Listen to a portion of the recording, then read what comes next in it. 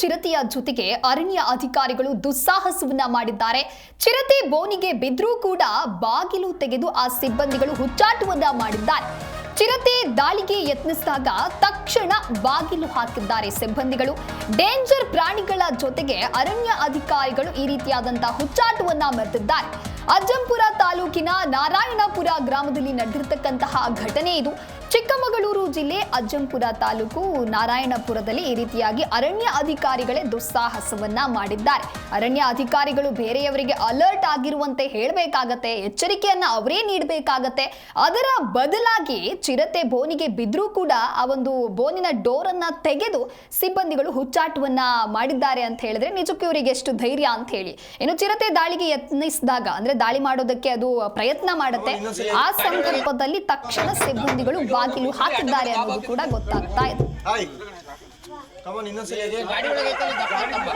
ಜೋರ